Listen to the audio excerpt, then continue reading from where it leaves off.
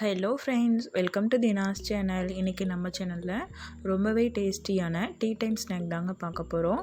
அரிசி மாவை வச்சு இந்த பக்கோடா போட போகிறோம். அது எப்படி போடலான்னு பார்க்கலாங்க. அதுக்கு முன்னாடி நீங்கள் நம்ம சேனலை ஃபஸ்ட் டைமாக பார்க்குறீங்கன்னா சப்ஸ்கிரைப் பண்ணிக்கோங்க. கூடவே இருக்க பெல் ஐக்கானையும் கிளிக் பண்ணிக்கோங்க.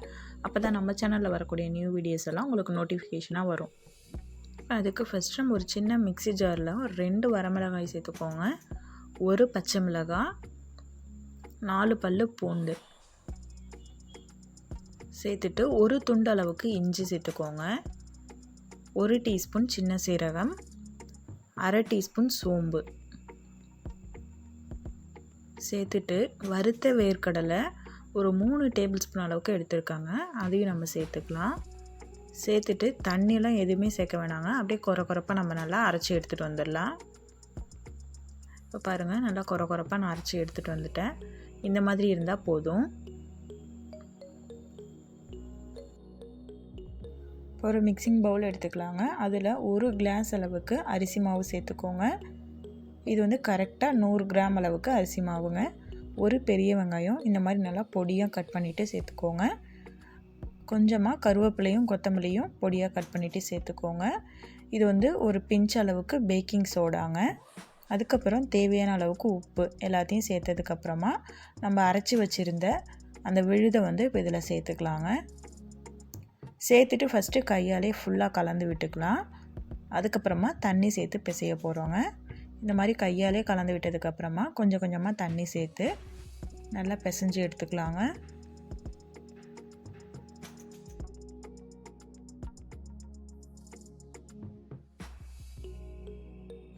இந்த மாதிரி பிசைஞ்சதுக்கப்புறமா இதில் ஒரு 2 டீஸ்பூன் அளவுக்கு தயிர் சேர்க்க போகிறோங்க.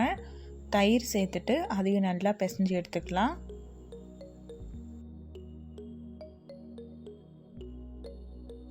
அவ்வளோதாங்க, மாவு வந்து ரெடி பண்ணியாச்சு. இப்போ வந்து வானலில் எண்ணெய் சேர்த்துருக்கேன். அது சூடானதுக்கப்புறமா இந்த மாதிரி சின்ன சின்னதாக பக்கோடா மாதிரி நம்ம போட்டுக்கலாங்க.